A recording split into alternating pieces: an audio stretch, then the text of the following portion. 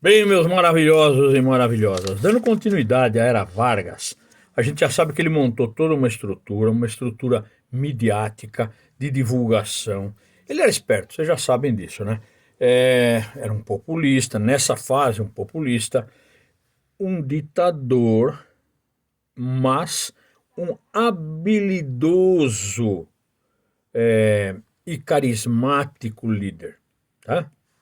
Outra coisa, é, essa estrutura toda dele, ela custou caro, né? Custou caro porque muitas das nossas riquezas foram entregues a empresas internacionais. É, Só para você ter uma ideia, lembra que ele teve uma fase nazista, fascista, né? Para entrar na guerra, quando eu disse no vídeo anterior que não foram apenas os 19 navios que os alemães bombardearam, é porque haviam outras coisas. Ele já vinha tramando uma aproximação com os Estados Unidos a ponto de ter, para conseguir fazer aço no Brasil através da Companhia Siderúrgica Nacional, da Volta Redonda, e até mesmo para fazer usinas hidrelétricas e a barragem no Rio São Francisco, ele foi buscar capital, sabe com quem? Com quem? Com quem? Com os americanos. Ué, ele disse: eu entro na guerra, eu entro do lado de vocês, eu mando soldados, mas eu preciso de grana para poder fazer aço no Brasil. Também entregou de mão beijada os interesses da Petrobras aos americanos. Dois livros do Monteiro Lobato que vocês precisam ler: América, falando sobre a interferência dos americanos no Brasil, e O Escândalo do Petróleo e do Ferro. Você precisa ler isso. Não dá para eu contar aqui para vocês, porque é muita coisa, é muito legal, para que vocês possam entender que a corrupção existe há muito tempo no Brasil, que as empresas há muito tempo pagam propina para os líderes políticos e que não existe almoço de graça, nem janta. As empresas fazem de conta que ajudam, os países fazem de conta que ajudam, os governos fazem de conta que dão benefícios, mas quem paga a conta é sempre o povo. Consegue entender isso? Se você ler a página 200 em diante, que é sua obrigação, você vai ver que nessa fase em que o nosso amigo Getúlio começa a fazer benefícios para o país, ele também começa a fazer tramas. Algumas tramas são cruéis, tá? Antes dele se aliar aos americanos, ele cria um conflito, uma inimizade muito grande com a Aliança Nacional Libertadora, chamada ANL. Isso costuma cair em prova, tá? Esse grupo da ANL era ANL, era contrária às políticas do Getúlio Vargas. Dentre elas, esse grupo pretendia democratizar, Getúlio Vargas era ditatorial, esse grupo pretendia fazer reforma agrária, Getúlio Vargas era, durante boa parte, favorável às elites agrárias. Esse grupo não queria interferência dos estrangeiros e o Getúlio Vargas ia buscar ajuda dos estrangeiros, vendendo interesses nacionais. Em resumo, o que ele faz então? Ele começa a perseguir esses caras, manda prender. Ele era cruel, viu? Tinha um auxiliar dele chamado Filinto Miller, que era um verdadeiro cão. Filinto Miller. Esse cara executava as ordens cegamente, pressionando, matando, torturando todo mundo que fosse contra o Getúlio. Então, o mesmo Getúlio que traz benefícios também faz uma crueldade atrás da outra. Para ele poder assumir o poder, e ele não poderia em 1937 assumir o poder novamente, eu estou voltando um pouquinho no tempo, sabe o que ele faz? Ele inventa uma fake news. Fake news é um tal de Plano Cohen, que nunca existiu. Plano Cohen era um plano que dizia que os comunistas iam entrar no Brasil. Depois ele vai pender para o lado dos comunistas, mas nessa fase, ele de 37 até 45, ele tem esse namoro com os nazistas, depois namora com os Estados Unidos e namora com os comunistas. Você já sabe dessas flutuações dele. Mas nesse momento interessava para ele criar um atrito, inventando uma fake news daquela época de que os comunistas pretendiam tomar conta da política. Um plano que nunca existiu, tá? Um fake mesmo. Ele então cria toda uma estrutura para poder dar um golpe, tá? Ele fecha o Congresso, enfim, e redige detalhes na Constituição, modifica a Constituição, copiando os regimes fascistas. Que maluquice. Só ele mesmo, né? Não é mera coincidência que ele ficava nesse vai e vem, dançando conforme a música, tá?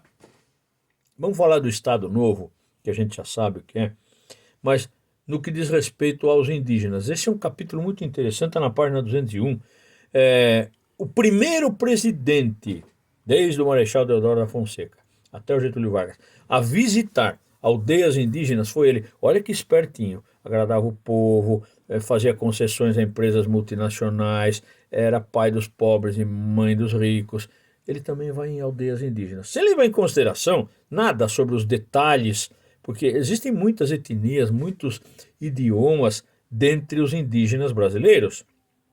Mas ele precisava fazer, lembra do DIP? Departamento de Informação e Propaganda. Ele precisava mostrar que ele se preocupava. Foi lá em Carajás, onde é Tocantins hoje, e fez uma série de fotografias ao lado dos índios e tal, tudo cheio de gingado, né? Aprovou um projeto nacional para desenvolver o Brasil. Havia uma corrida para o Centro-Oeste, para plantar terra muito boa no Cerrado, mas aquilo era ocupado pelos indígenas. Então, criou-se reservas indígenas. Tem dois caras sensacionais, os irmãos Vilas Boas, que vão trabalhar pelo bem dos índios, mas o Getúlio faz uma FUNAI da época, hoje chama FUNAI, naquele tempo era Serviço de Proteção ao Índio. Na verdade, era uma bela desculpa para que as terras fossem demarcadas e fosse ocupada por quem fosse devidamente autorizado por ele, tá? Outra coisa, antes dele entrar na guerra, ele estava do lado dos países do eixo. E no Brasil tinha muito imigrante. Eu já falei isso em outra aula, mas presta bem atenção. Tinha imigrantes alemães de monte aqui no sul, italianos, monte, né? Italianada do sul. Em São Paulo, muito italiano. E em São Paulo, um grupo de japoneses. Olha só, Itália, Alemanha e Japão. Todos do eixo, você já estudou isso, todos unidos ao Vargas. Até que ele começa a pedir empréstimo para os americanos para fazer a Companhia Siderúrgica Nacional, para fazer as barragens de São Francisco, enfim, toda aquela movimentação indo do lado do Roosevelt. Ele aproveita esse momento para agradar os americanos. E para isso, o que ele faz? Além de mandar Olga Benário Prestes para campos de concentração que ele tinha feito antes, ele precisa agora dar uma prova de que ele se arrependeu, vai. Ah, que pena, eu fiz mal de mandar Olga Benário, mas eu também vou fazer o seguinte, agora eu vou perseguir os japoneses, vou perseguir os alemães e vou perseguir os italianos. Ele proibiu de falar italiano aqui no Brasil. Tinha escolas de alemães aqui no Pomerode, no Blumenau, não pode mais. Wiener sprechen Deutsch, nein, nein, nein, nein. Não pode. Os japoneses foram presos em campos de concentração. Esse cara é maluco, cara. Que é isso? Ele chamava esses inimigos de os eixistas. Ele era um eixista. Ele. Só que daí, quando convinha, ele ia para o lado que interessava. Uma hora manda Olga os judeus para o Hitler, daqui a pouco se volta contra os eixistas, como ele chama, né? Chegou a um ponto tão grande que os times italianos em São Paulo eram muito marcantes. O Palestra Itália, o Porco, o Palmeira, se chamava Palestra Itália. Lá em Minas Gerais também tinha Società Esportiva Palestra. Teve que mudar de nome. Os mineiros mudaram para Cruzeiro. E aqui, o que era Palestra Itália, passou a se chamar Parmeira. Sabe o Parmeira? Só tem italianada. Não podia mais ter Società Italiana Sportiva. Olha aí, os símbolos da época. Tem algum palmeirense aí na linha? Se liga então, porque até isso ele se meteu. Teve que mudar de nome, time de futebol. Meu Deus. Porém, ele era espertinho. Lembra da crise de 29? Claro que você não vai esquecer, né? Crash da Bolsa. Ele comprou, aliás, ele comprou não, ele estimulou, de 1930 para frente, os brasileiros a comprarem máquinas dos americanos falidos. Tinha financiamento para comprar máquinas, os caras compraram, os americanos estavam doidos para se livrar, isso foi uma coisa boa. As máquinas dos americanos foram importadas a baixo custo para o Brasil e, graças a Deus, começou uma fase de industrialização modesta, com máquinas americanas dos americanos falidos, e assim a economia na era Vargas vai ganhando novos contornos. A industrialização subsidiada pelo Estado. Espertinho, hein? Compra máquina barata, monta a indústria no Brasil, ele mesmo não montou, mas ele estimulou, subsidiou. É o que você vai ler na página 203. Não dá para te contar tudo isso aqui, tá? Mas vale a pena você ler para ver a genialidade. Eu sempre digo que ele era muito inteligente. A industrialização não era Vargas, cara. Ele fez muita infraestrutura, mas muita, tá? Barragens, como eu já falei, no Rio São Francisco, usinas hidrelétricas, indústrias de base. O Brasil não produzia aço. Ele se une aos americanos, quer dizer que mudou de lado, mudou. Ele se une, pega empréstimos e só entrou na Segunda Guerra Mundial com essa condição. Eu entro na guerra, mas vocês vão me ajudar a fazer aço no Brasil. Malandrão, né? Por isso que o livro chama-se O Escândalo do Petróleo e do Ferro. Vale a pena ler, tá? Mas o cara era inovador, ele era visionário. Malandrão, jogava conforme a música, dançava conforme o samba, conforme a valsa, tá? Mas trouxe muitos benefícios. Usinas hidrelétricas, indústrias de base, a Companhia Siderúrgica Nacional, Volta Redonda que eu já falei, a Petrobras. E você vai encontrar isso aqui, ó. Aqui, ó, para seu governo. Propaganda para todo lado. O cara era bom, viu? Ele era esperto. Outra coisa, o Brasil tinha que comprar motores de quem? Da Ford, da Chevrolet, da Chrysler, da Buick, das empresas internacionais. Mercedes-Benz, alemã, mas aí estava brigado com os alemães, né? Não dá para comprar. O que ele faz então? Ele funda a Fábrica Nacional de Motores. A sigla nos caminhões, eu conheci isso daí, tá? A sigla era FNM, Fábrica Nacional de Motores, que os semi-alfabetizados brasileiros chamavam de FNM. FNM era sinônimo de caminhão. Olha lá, vem um FNM na estrada. É um caminhãozão grande feito no Brasil pela Fábrica Nacional de Motores. FNM, FNM, Fábrica Nacional de Motores. Quem fez? 1945, Getúlio Vargas. Começa a fabricar motores no Brasil. Indústria para todo lado. Cara, que cara esperto, meu. Emprego.